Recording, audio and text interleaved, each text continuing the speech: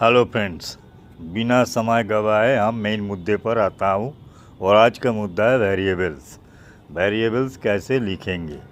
क्योंकि ये जैसे अब दिख रहा है, ये बैकबोन है किसी भी प्रोग्रामिंग का, तो ये इम्पोर्टेंट है। वेरिएबल क्या है?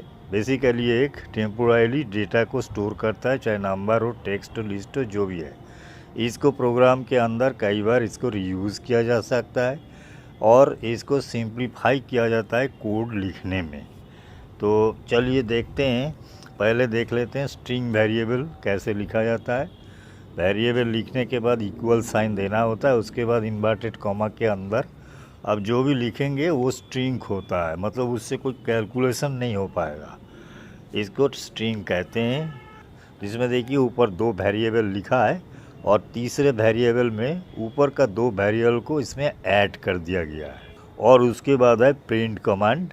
प्रिंट कमांड से जो है आप उस वेरिएबल का जो भी इनपुट है वो डिस्प्ले कर सकते हैं। एक और वेरिएबल हम लिख सकते हैं जो मल्टी लाइन वेरिएबल है, मतलब 3-3 कोटेशन मार्क के अंदर आप लाइन ब्रेक करके टाइप कर सकते हैं, जैसे इसमें 4 लाइन टाइप किया गया है। कभी कभी इस चीज़ को कमेंट्स के रूप में भी इस्तेमाल किया जा सकता है।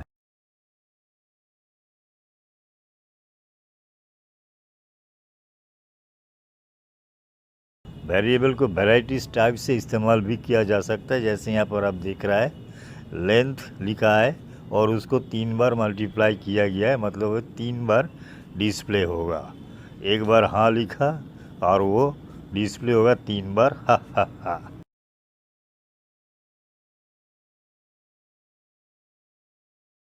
उसके बाद देखिए मैं एक वेरिएबल बना रहा हूँ, ये भी स्ट्रिंग वेरिएबल है, मैसेज नाम से। MSG इक्वल हमने ये नाम लिखा है और इस नेम को हम अपर केस में, लोअर केस में या टाइटल केस में भी लिख सकते हैं। तो उसके लिए प्रिंट कमांड के अंदर हम उस वेरिएबल को लिख कर एक्सटेंशन देंगे, डॉट लगाकर अपर, डॉट लगाकर लोअर और डॉट लगाकर टाइटल। तो अपर के लिए अपर केस में आएगा, लोअर के लिए लोअर केस में और टाइटल के लिए एक नॉर्मल हमारा सेंटेंस केस में आएगा। तो आप यहाँ पर देख सकते हैं अपर, लोअर और सेंटेंस केस में तीनों लाइन दिख रहा है। अब हम जो वेरिएबल लिख रहा है टेक्स्ट वेरिएबल, इसमें एक टेक्स्ट लाइन लिखा हुआ है जिसमें कुछ स्पेस एक्स्ट्रा है और इसमें जो आखिरी में वेरी बैड लिखा है, बैड वर्ड को चेंज करके हम गुड भी कर सकते हैं। तो प्रिंट में देखिए टेक्स्ट डॉट स्ट्रिप कर दिया तो इससे जो है स्पेस हट जाएगा। और नीचे देखिए प्रिंट के बाद हमने टेक्स्ट डॉट रिप्लेस लिख दिया, बैड को रिप्लेस करना है और गुड को बैड के स्थान पर एंट्री करना है। अब है इंटीजर वेरिएबल, इंट वेरिएबल। ये न्यूमेरिकल है और इस वेरिएबल से वेरियस टाइप का कैलकुलेशन किया जा सकता है। तो हम इसका एक देखिए ABCD करके हमने कुछ वेरिएबल बनाया।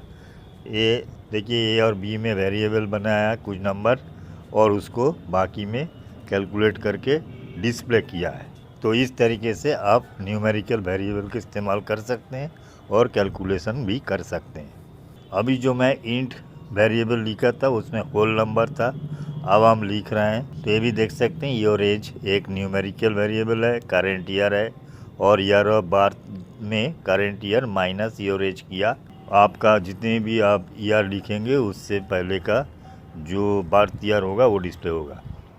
तो आप देख सकते हैं 2025 से अगर 30 एज माइनस कर दी जाए तो 1995 होता है। तो इस टाइप का कैलकुलेशन किया जा सकता है वेरिएबल बनाकर। अब उसके बाद नीचे जो आप देख सकते हैं प्रिंट कमांड है, इसमें जो है न्यूमेरिकल वेरिएबल को स्ट्रिंग में कन्वर्ट किया जा रहा है। उसके लिए वेरिएबल के आगे स्ट्रिंग str लिखना पड़ता है। स्ट्रिंग वेरिएबल को आप इंटीजर में चेंज कर सकते हैं और इंटीजर वेरिएबल को भी आप स्ट्रिंग में कन्वर्ट कर सकते हैं। पहला वेरिएबल है नाम अंडरस्कोर स्ट्रिंग, इसमें 60 जो है स्ट्रिंग वैल्यू है, ये न्यूमेरिकल नहीं है।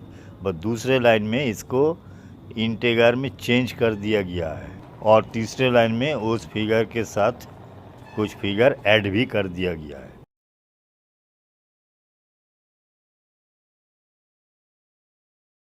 यह है फ्लोट वेरिएबल का एग्ज़ाम्पल जिसमें डेसिमल पॉइंट का इस्तेमाल किया जा सकता है। उसके बाद ये जो फ्लोट वेरिएबल है वैल्यू, इसको राउंडेड किया जा सकता है।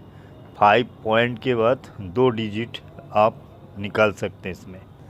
अब हम देखेंगे बूलियन वेरिएबल का इस्तेमाल। बूलियन वेरिएबल में ट्रू और फॉल्स यही 2 चीज़ आता है। तो हम लॉग्ड इन वेरिएबल में ट्रू स्टोर कर देता हूँ। अब हम एक इफ कमांड देता हूँ, अगर लॉग्ड इन है, ट्रू है, तो प्रिंट होगा वेलकम बैक, और अगर लॉग्ड इन नहीं है, फॉल्स हो जाएगा, तो फिर स्टेटमेंट आएगा प्लीज़ लॉग इन। तो इस तरीके का बूलियन वेरिएबल का इस्तेमाल होता है। अब देखते हैं लिस्ट और डिक्शनरी वेरिएबल कैसे इस्तेमाल होता है। तो ये कलर्स जो है वेरिएबल है लिस्ट का, इसमें तीनों कलर को इंसर्ट किया जा रहा है। तो इस तरीके के लिस्ट बनता है। प्रिंट करते वक्त हम बोल सकते हैं किस चीज़ को हम डिस्प्ले करेंगे। इसका इंडेक्स 0 से शुरू होता है, इसलिए पहला रेड है 0 और उसके बाद 1 है ग्रीन, और हम ग्रीन को डिस्प्ले किया है। अब इसमें नया आइटम भी ऐड कर सकते हैं, उसके लिए अपेंड कमांड का इस्तेमाल करना पड़ता है। येलो है, हम नया अपेंड कर रहा हूँ, और साथ ही साथ हम ग्रीन को रिमूव भी कर सकते हैं। तो हमने एक कलर को अपेंड किया और दूसरे कलर को रिमूव, तो लिस्ट जो है अब करेक्टेड होकर रेड, ब्लू और येलो में चेंज हो गया। अब ये है डिक्शनरी वेरिएबल। इसमें देखिए जो स्पेशल कैरेक्टर है पहले लिस्ट में अलग था और अब इस समय डिक्शनरी में अलग है। तो इसमें भी स्टूडेंट रिकॉर्ड को हम चाहे तो इसमें सेव कर सकते हैं। नेम जो है एक फील्ड है, और उसके बाद गौतम जो लिखा है वो वैल्यू है। एज जो है फील्ड है, और एज जो टाइप किया गया वो वैल्यू है। तो इस तरीके से हम इसको डिस्प्ले भी कर सकते हैं, और हम इसको भी अपेंड भी कर सकते, जो रिकॉर्ड हमने स्टोर किया उसको चेंज कर सकते हैं, उसमें नया आइटम भी डाल सकते हैं। तो सबसे पहले देखिए जो एज लिखा है वो 30 था, इसको चेंज करके 45 कर दिया गया, और एक ईमेल अलग से नया एंट्री जोड़ दिया गया है, और एक मैं डिलीट भी कर देता हूँ, सिटी को डिलीट कर देता हूँ। तो अब एज चेंज हो जाएगा और ईमेल एक नया फील्ड ऐड हो जाएगा, और पुराना फील्ड सिटी डिलीट हो जाएगा। अब इफ़ कंडीशनल स्टेटमेंट वो भी एक चेक कर देख लेते हैं। नेम वेरिएबल बनाकर हम यूज़र का इनपुट चाहते हैं, तो इसके लिए इनपुट कमांड लिखा है, और ब्रैकेट के अंदर यूज़र के लिए एक मैसेज टाइप कर दिया है कि उसको क्या टाइप करना है। फिर एक एज वेरिएबल बनाकर उस इनपुट में जो भी टाइप करेगा उसको इंटीजर में कन्वर्ट कर देता हूँ, और वहाँ पर वो इंटीजर वेरिएबल में स्टोर होगा, और उसका डिस्प्ले एंटर योर एज। अब कंडीशन दिया जा रहा है, एज अगर 18 से कम होगा तो माइनर कहलाएगा कैटेगरी, ये एक वेरिएबल बना है। इफ़ एज 18 लेस देन के बाद एक कोलोन का साइन है, जो स्पेशल कैरेक्टर है, ये चीज़ को आपको ध्यान देना है, और हर इफ़ या एल्स सब के साथ ये कोलोन देना ज़रूरी है। तो जैसा एज होगा उस हिसाब से कैटेगरी में वैल्यू स्टोर हो जाएगा, और उसके बाद हम प्रिंट कमांड देंगे। एफ जो लिखा है वो फॉर्मेटिंग है, उसके बाद हेलो एक टेक्स्ट टाइप किया, फिर नेम जो वेरिएबल को कॉल किया, फिर कॉमा से इसको अलग किया, और फिर दूसरा योर एज इज़ टाइप किया, और फिर एज वेरिएबल किया गया है।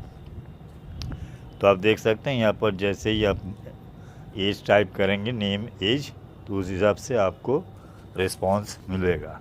अब एक चीज़ है, देखिए अगर एज न्यूमेरिकल वेरिएबल है, उसमें अगर टेक्स्ट टाइप कर देते हैं तो एरर मैसेज हो जाता है। इसको रोकने के लिए हम लगाएंगे एरर हैंडलर, जो शुरू होगा ट्राई कमांड से, उसके बाद कोलोन देना है, और उसके बाद इस कंडीशन में पहला कंडीशन लेंगे, इफ़ एज 0 से भी कम है तो फिर प्रिंट या एक मैसेज डिस्प्ले होगा, age can be less than 0।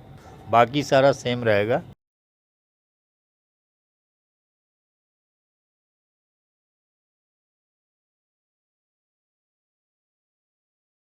अब प्रिंट कमांड पहले हम एक और कंडीशन लगाएंगे, अगर एज 0 बराबर है या 0 से ज़्यादा है तो भी ये नीचे जो 2 लाइन है ये प्रिंट होगा।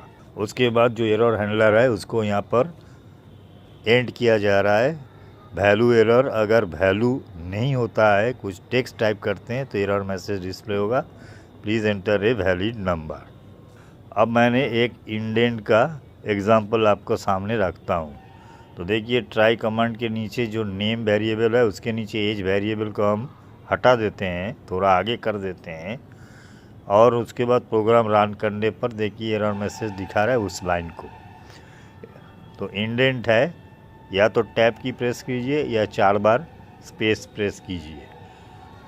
तो इंडेंट का ध्यान रखना जरूरी है। आपका सारा कोड सही है लेकिन इंडेंट गलत होने के कारण प्रोग्राम एरर हो रहा है और इसको आप हैंडल नहीं कर सकते, इसको प्रोग्राम आपको ठीक करना पड़ेगा। तो चलिए आगे और भी कोड लिखने वाले हैं। आज के लिए इतना ही। देखते रहिए, सीखते रहिए। धन्यवाद।